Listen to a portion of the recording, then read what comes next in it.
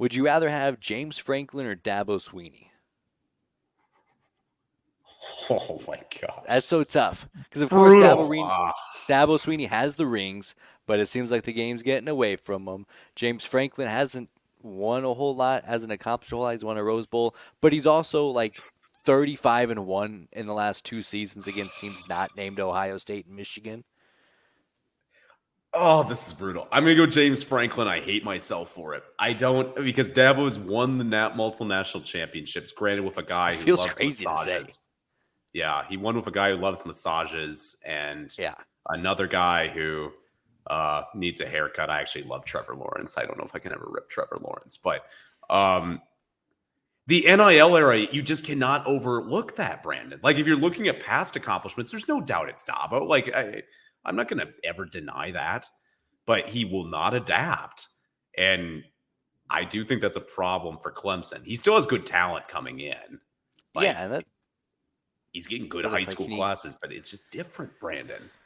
Yeah. It's just a different era. And I mean, James Franklin, you're right, cannot beat Ohio State to save his life.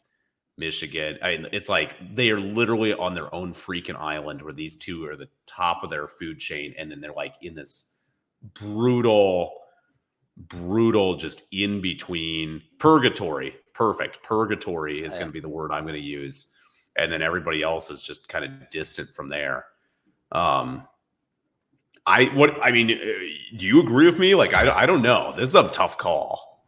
Yeah, it feels crazy to say because, I mean, when you stack with the resumes, it's not close. But, yeah, I think I would rather have James Franklin. You see the vision, and I think when you're just looking at the trajectory, just looking at quarterback play, he's going to have Drew Aller starting again for him. He was the number one quarterback recruited out of his class. And, I mean, Dabo hasn't been able to produce another Deshaun Watson, Trevor Lawrence. I mean, real blue chip caliber quarterback. Yeah, I'd rather take James Franklin, and it feels crazy to say, but yeah, that's a tough call though, because when Clemson was running, I mean, they were really running, Brandon. They had some, I mean, clearly nasty teams. When you can go toe to toe with Alabama for 4 years, no problem in national championship games, take 2 of them. That's impressive.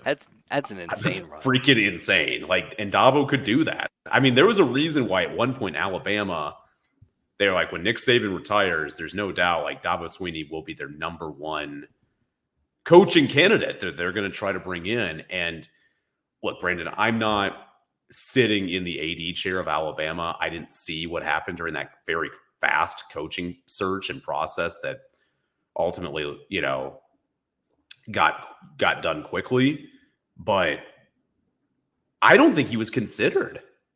I don't think, seriously considered is what I'll go with, which is insane because he's won multiple national championships.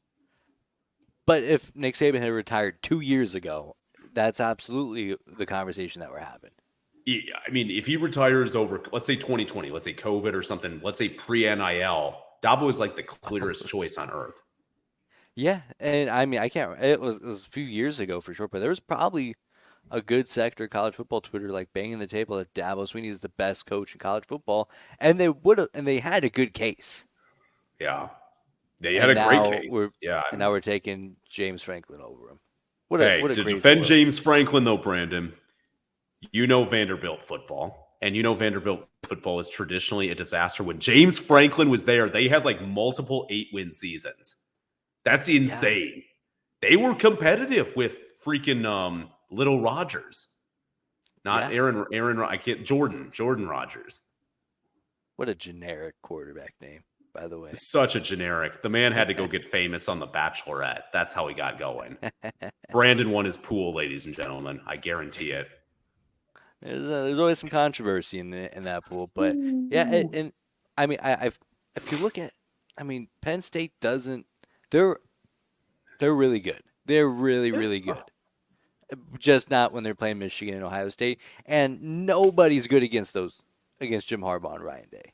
Yeah. At least no more Jim Harbaugh, though. I mean, Jim Harbaugh is getting some sun. But now your conference working in L.A. is getting Dan Lanning and Lincoln Riley. So it's not like it gets significantly easier.